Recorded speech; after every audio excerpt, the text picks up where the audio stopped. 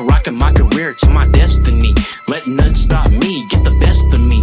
We the chosen ones, what's electory? Hello, everybody, and thank you for joining us on our second Trajectory podcast. You know, it's official. We got the first one done, which was a pretty interesting topic, AI. And then now we have some other interesting things that everybody listening is going to be able to benefit from.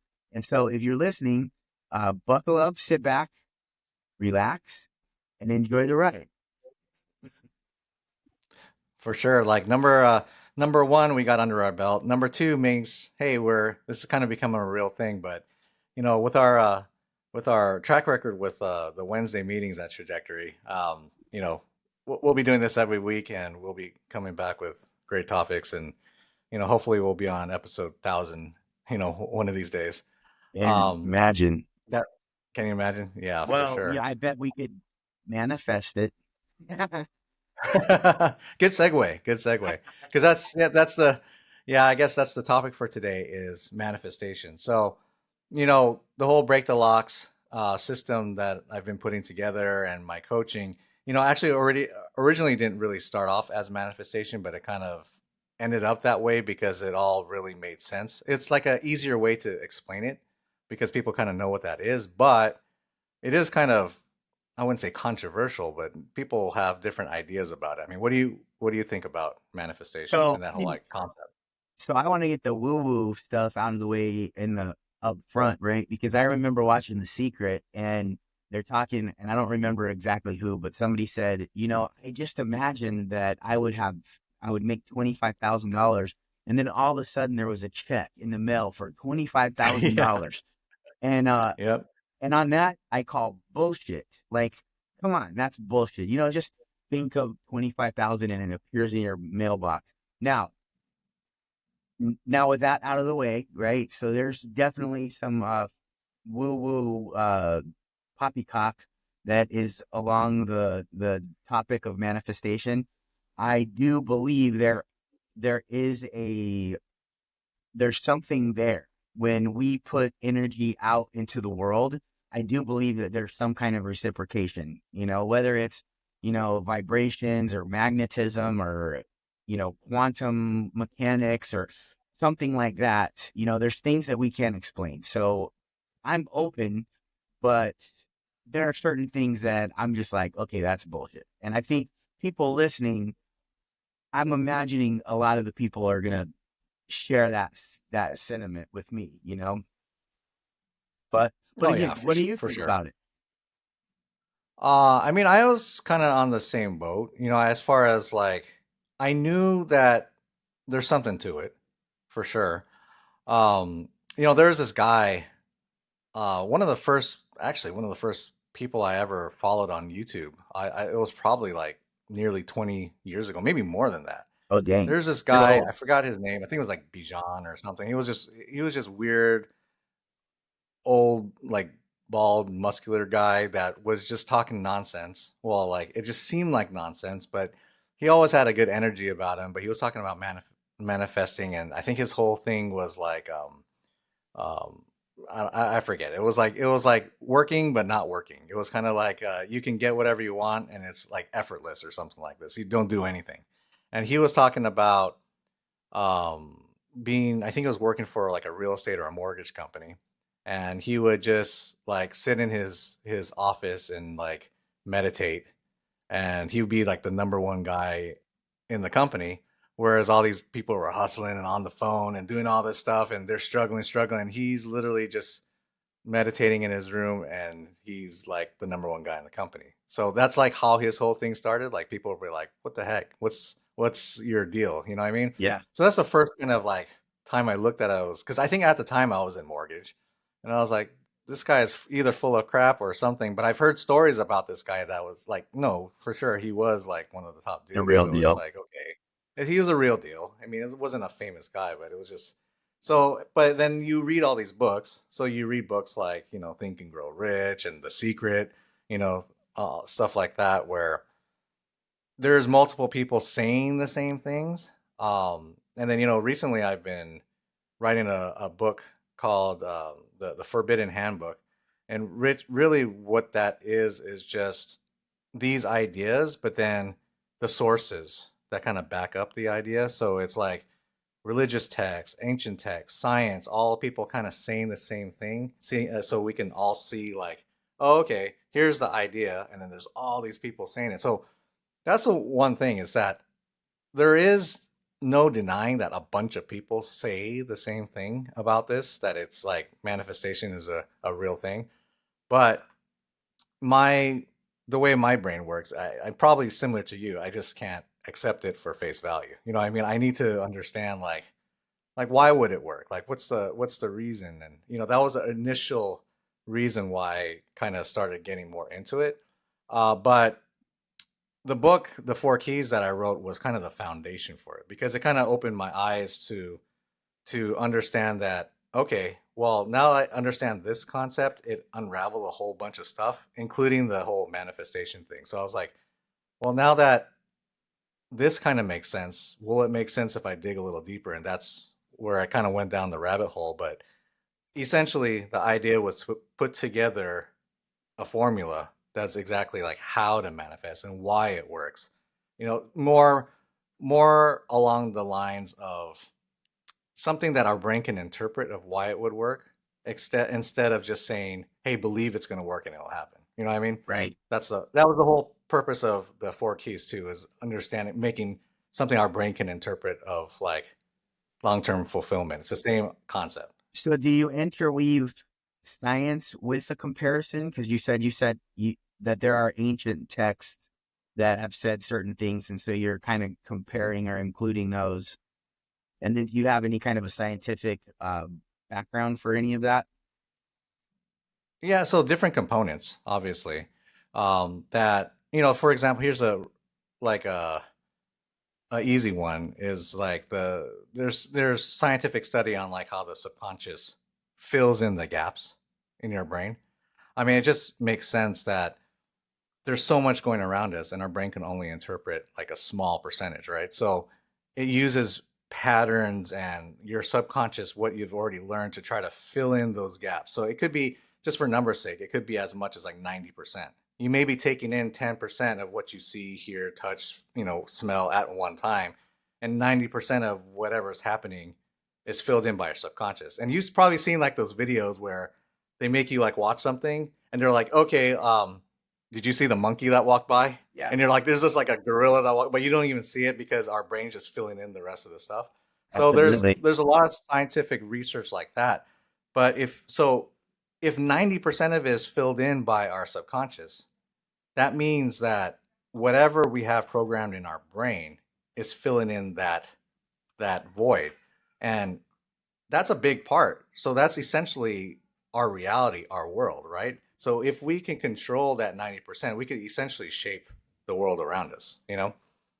Yeah, that is a Yeah. good thing to point out, because I think a lot of us feel like when we see something and you see it, you believe it, but there are a lot of people that are um, convicted and very, very sure that they know certain things, and they're literally taking that 90% that they fill in, and they only, they're attaching it to the 10% or less. I think it's less that they can Yeah, it's less. actually hold on to, and that's a fact. And I feel like if a lot of people are aware of that you'd see a lot more humility out there. But unfortunately, so many people are like, this is it, and this is, and they're so sure, and you can't talk sense into them. I mean, I'm probably like that in certain areas, but it's just Yeah. something to be aware of. Yeah, I mean, the one of the main concepts is, and we've had discussions on this, is what I call truths. So we are always talking about what is truth, right? What is like real, or like, what is reality, or like, and you know, the way our brain works is that, it's like a matrix of ideas, and then things get put into our subconscious and solidified as a truth.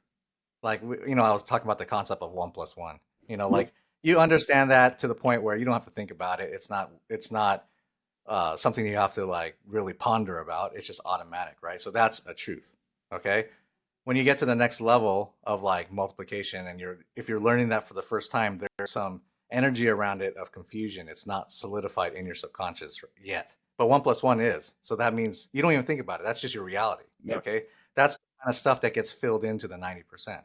So that being said, world is flat, right? If the world is flat and you truly believe that, even though it's not true, it's a truth if it's into your subconscious mind. Yeah, a Because once personal they truth. well, that's the part we have to really think about, is there really truth, or is it just a combination of personal truths? Because in reality, we don't know what the truth is. The only thing we know is what we believe to be true, right? Because if the world is round, okay, well, everybody thought the world was flat, was wrong all along, and we believe the world is round. So now we're the righteous, correct ones, right? We know better than everybody that the world is round.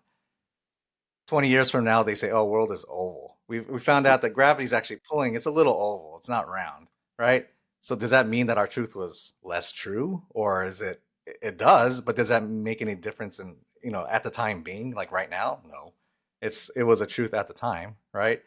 So it's just whatever you believe as a truth. So that's really the difficulty with, like, if you're trying to like change somebody's ideals or anything like that, anything that's solidified as a truth, the only thing that you're connecting with is what they have, the energy around it that's not solidified. So like when you're in the middle of learning calculus, I can convince you on different directions on like how to do calculus, right? But if I'm trying to teach you like a core change in math, you're not going to listen because you already have truths of like multiplication and addition and stuff like that, right? So that's the same with any concept. If one of their core beliefs that's solidified in your subconscious conflicts with what you're saying, you're not going to go anywhere with them because that's not being touched. That's just something that comes up in their subconscious. You know what I mean? Yeah, But I remember watching the girl that escaped from North Korea. I can't remember her name, and she was talking about Kim Jong Un. yeah, Did I say his name right? And basically yep, that the one of the ways that he disrupted everybody's thought process, or to make him a super or a higher power, is that's fundamental truth of 1 plus 1. He said, no, actually, look, if I take one drop of water and I put it into another drop of water, then yeah. it's still only one. So 1 plus 1 equals 1. And that was a way of disrupting all of their core beliefs. And, Yeah, it's our brains are a matrix of ideas. So our core beliefs, and then it stems off to, like, I always use ice cream. I don't know why. Ice cream as an example. So ice cream is the idea, right? And then we have a bunch of stuff which is words or feelings or like sensory things like taste and hearing, whatever. Like they all stem from that one thing. So ice cream could be like cold, sweet, satisfying, whatever it may be, based on your experience a with it. memory with a loved So one or whatever. exactly. So it stems, but then also, so now cold, and that it branches off to so many things. It interlinks with so many other things, right? So Mhm. core foundation of like mathematics. Mathematics is one of our core understandings, right? If you're able to break that, so he did it by proving that 1 plus 1 is wrong. Now, like your brain is just like it's just in But chaos. It doesn't understand. But the crazy thing is about our brains is that it always tries to make sense out of stuff. So if the subconscious doesn't make any sense, so that's why we're talking about emotion too. Like sometimes you have negative energy, you don't even know why you're pissed. Your brain tries to make sense and just tries to find reasons why it's pissed, right? yep. It's the same thing. You feel you have the chaotic stuff going on in your brain where like things are breaking down because one of the core truths were broken. It's going to gravitate and start searching for something to replace it with. So it's like the perfect opportunity to really brainwash somebody or control somebody, because now you can throw your own ideals in front of them. They're like, oh, you're right. Basically saying that, hey, math was created as a fraud to like trick you. And it's like, that's what basically he was saying, and saying like, that's why we need to block ourselves out, off from everybody who uses math, which is the world, right? Like everybody's using math is trying to scam you. So like it's just a way for him to gain that. And then that, but that's a pattern or like a technique that's used by, you can see it. I mean, it's even used in our own society for our own beliefs. But you'll see it in, cults or, how people get people into these crazy systems of I guess, shutting people out. Um, but one of the ones I always say is, like if you wanted to depopulate the planet, which is a big topic right now, as far as some people think that we have a population problem and some people say that we have a declining population problem, right? Yep. But for those who believe that we have too many people, the easiest way to depopulate is by breaking the core foundation of what gender is. Because if you do that, then it's going to break down like the stemming of the ideas, marriage, sex, kids, all that stuff kind of gets confused. And then all of a sudden your brain looks for a new answer and then, oh, they have a new answer. This is what it's really supposed to be like, you know? Yeah. I think that's great topic for a lot of conspiracy theorists, right? Because, Yeah. but again, I think a lot of most of the difference between somebody that's a conspiracy theorist and a truth teller is time, right? So, there's all these things that come out after the fact, with different pharmaceutical companies and how they covered this up and covered that up, or political statements or this person did that or that person did this. And you know, you really have a good point there because if you basically change my fundamental understanding of male and female, interaction, which is what we need in order to continue to populate the planet, that would absolutely change everything. And for certain people, some people are probably, insulated against that. And they have really close relationships with their parents and whatnot. But Absolutely. yeah, Yeah. but a lot of people don't. There's a lot of kids out there in the foster system or being abused or that are on the fringe of society for whatever reason, God knows for whatever reason. And when you look at the school system and you see a lot of topics, that is confusing, and again, there's two sides, right? Because I see that there is a kid that maybe for sure has the feeling they think they're the opposite sex or they gravitate towards the interests of the opposite sex. And, it's just, and so, so the people that are, they don't want that kid to suffer. And I get that. I understand that. So they're saying, hey, let's open it. Let's be aware so that kid can come out and be his normal person, her normal person, and interact with society on the way they deem fit. But it it is a very gray area because, where does it start where it's their feeling and where does it start of of what we are putting on them. So as far as act like this, wear the dress, do this, you know, it's a slippery slope. I'm not smart enough to understand all of the stuff that's involved with that, but I do see how people could use that to manipulate for sure. Yeah. I mean, I honestly believe that, obviously the LGBTQ community has existed for since the beginning of time, technically, you know what Yeah. I mean? But we haven't seen a problem of depopulation or anything like that until recent days, right? Yeah. So I don't think it has anything to do with actually what it is. It's the framing of it. So, it's there's one thing between personal preference and how you want to live your life versus the whole idea of gender. Like, you know what I mean? So it's just recently that the whole idea of gender has been broken. You can, it doesn't matter what your preferences is, like if if you're gay or whatever, it's up to you. You can live your life, you can be happy, whatever, right? Yeah, for sure. But it doesn't affect anybody. But then now when you try to like now you try to disassemble the whole idea of gender, that's a problem because actually a lot of tech, like ancient texts, even religious texts, a lot of them specifically say that one of the most important fundamental ideas in the universe is male and female. Yeah. So, Yin which and is yang. interesting.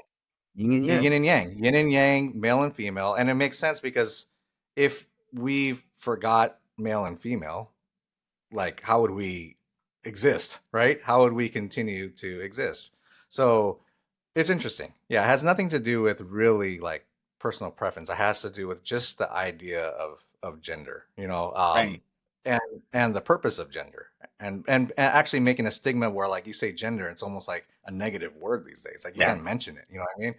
Yeah. I saw a TikTok where a girl was saying, I am triple gendered or something like that, where she was like, I feel male, female, and non-binary all the time at every time, And it's just it's interesting on why that even has to be a forefront of thought. Like why can't, and she looked like she was 16 to 18, Why can't it be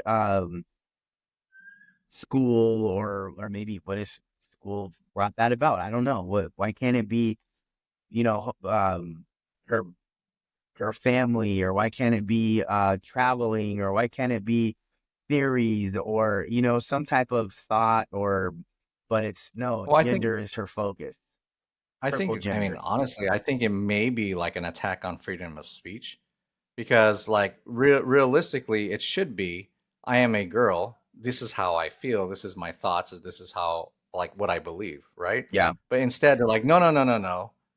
You believe that because actually, this is why you're like a ABCXYD, whatever.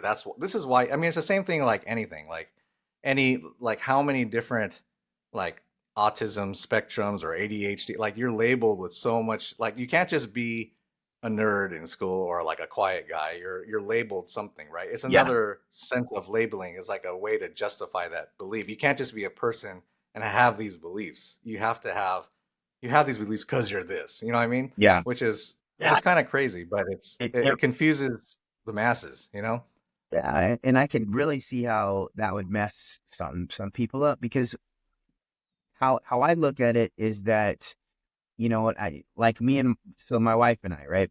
I feel like there, so whether you have an innie or whether you have an outie, right? Whatever it is that you have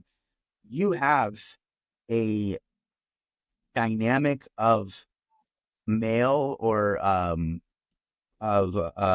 masculine, and you have a dynamic of feminine. Like we all do. We all have that. Now, Mhm. some people that are born with an outie, they have a larger dynamic of feminine, because of the way that maybe there's some of their hormones, or the way that they think, or the way that they feel about certain things. They're more sensitive in certain areas, right? And maybe they have more of a compartment of feminine dynamic, uh, and then less of a masculine. And somebody that was born with an innie, maybe they have more masculine and less feminine. But in my opinion, it's okay, regardless if you have an innie or an outie. If you have more of a feminine nature or more of a masculine nature, you can still thrive. You can still procreate. You can still be part and feel joy and feel all of the emotions that are eligible to us as being in the human condition. But when we start offering ways of or methods of changing the genetic makeup that they were given with these different drugs and protocols and modalities, and that is a very dangerous landscape, because we don't have, just like when COVID first came out, we don't have any long-term tests and No. studies of what's going to happen. And we screwed a lot of people up. And I just feel like when we start introducing ways of changing their hormones, and, that it's a slippery slope. And it makes me feel sad. Life is already hard enough. If you have everything in order, you know exactly who you are, what kind, it's still hard. But then now confuse all that, and life is still throwing shit at you. It makes it even harder to sort through everything, and it just makes me sad because, again, it's just extra confusion. And again, I wish I had the answer to that. I don't. I just have more questions, but it's a slippery slope. Yeah, I mean, just kind of, I guess, reeling it in, we kind of went on a tangent there, but it's like the idea is that it, this type of like the way your brain interprets things and then solidifies as a truth in your mind, it impacts so much in your life, right? It's like Yeah. this idea, the whole gender idea, that can impact our future 100 years from now. It's going to make a big difference, right? Yeah. Not only in civilization, but in your own life. You know, this is just one potential idea of like millions of ideas, right? Mhm. So the whole idea with the manifestation is that you might as well create the world that you want to live in. So that's what's kind of crazy. I mean, to me, I mean, it seems like common sense that you would, you know, people would actively try to create the best environment that they can thrive in, that they can live in, have the best opportunities in, if they understood that 90% of their, or like you said, more than 90% of their reality is created by their own brain, right? Yeah. So if that's the case, the whole idea of this is to streamline your subconscious programming and the way you think, to put it into a place of what you want to happen in your life, what kind of world do you want to live in? Because it's all perspective. If you fill your subconscious with negative energy and everything is bad and conspiracy theories, and obviously everywhere you look, somebody's Yeah. out to get you. There's a conspiracy there. This is bad, right? Yeah. Your brain's So filling it in of that 90%. Just yeah, yeah. exactly. But the argument, right, is that, well, don't you want to know the truth? You know what I mean? That's a thing, right? It's like, well, if you're living in this world where like everything is flowers and daisies, that's not what I'm saying to do. But just imagine. I mean, what you know, probably know some people that they're just oblivious to everything. They just live life that is Yeah. amazing and Ignorance everything's is great and bliss. happy. But but the thing is, that's almost kind of like envious, right? Like we could be envious of people like Yeah. that. They're living a great 100%. life here. But the argument is that, well, they don't know what's going on in the world, that they're like oblivious to the truth. But again, now the concept of truth, it may be not the truth. The truth, the only truth that we know is we don't know what the truth is, right? So Amen, brother. what's the point? The only truth. So that's why I try to just really make it a point that the truths, the only thing about truths that's important is that it's a truth to you. Because it doesn't matter, because everybody has different opinions or whatever, but if it's solidified in your subconscious as a truth, that starts manifesting in your life. You start Yeah. seeing that, you start filling it in. So the only thing you can control is what you believe as a truth yourself. So if you can get a handle on that and you can actually control what that is, regardless on if people say like, oh, that's like you're being oblivious to what's really going on. Well, do you really know what's going on? It doesn't matter, because you figure out what it is you want, and then you figure out what the world looks like when you want, and that's what you can actually start to change your subconscious to remember and believe as truths, and suddenly things look different. Like, it's like the glass half full and half empty, right? Like if Yeah. you have positive vibes, everything looks like an opportunity, everything looks like a learning experience and not hardship, right? You know that better than a lot of people, right? Yeah. Yeah. I've heard So stories. Mhm. Yeah. but it's mindset, right? But really, what is mindset? Really, mindset is to get control of what has been solidified in your subconscious and Yeah. not let it get manipulated by the outside, because the outside is continuously trying to manipulate it. So one of the big things that I'm trying to point out is that just to make it a simple concept of manifestation, you're either manifesting your life, you're manifesting the life that you want, or you're manifesting somebody else's life. So just thinking of it that way, like, are you manifesting the dreams of the guys that own Louis Vuitton, or are you manifesting, something for yourself, right? Um, and your attention is diverted and your subconscious being reprogrammed all the time to try to get that power, because I honestly believe it's a power of manifestation Mhm. to direct towards what they want, to give them more power So, and things like that. so I want to bring up another topic that before we cut this off, because I do believe that manifesting, there's something to it. I think what you're talking about is, having your personal truths, is that it's literally putting the the steering wheel of your life into your hands. And if you are not aware that that is happening, then you don't know where you're going to end up. You can't drive your life to where you want to drive it to. But if you do understand, then you have a chance. You have kind of a path. But in how I'm looking at, when you're driving down the road, you have certain beacons. You have certain, you have the yellow lines, you have the white little reflectors in the middle of the road that basically tell you, right? So if you start drifting off, with our new cars now, they'll say beep, beep, beep, beep. Or if you start drifting off and then in the road, they have the, everybody's done that when they fell asleep, you know? Um, Yeah. but if you look at our life, how I see the reflectors is our emotions.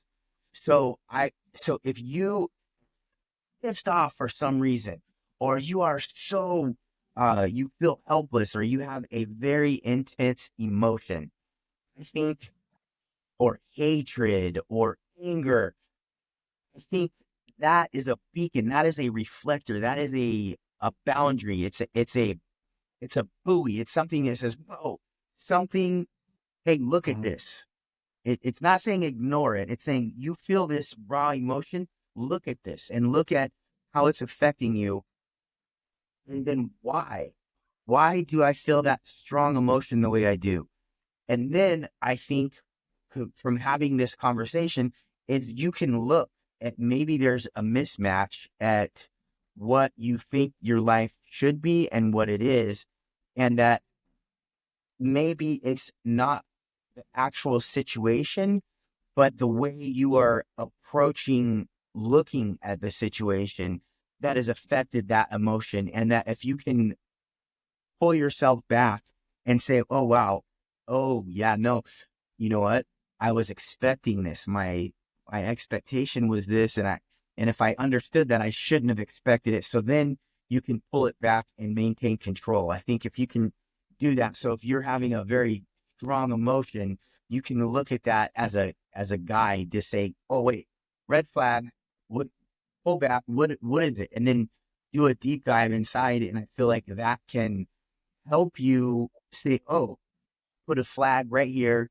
And this is how I can start building myself a happier, more fulfilling life. I feel like that's probably, so what do you think about that as far as emotions kind of I mean, guiding? emotions are obviously so.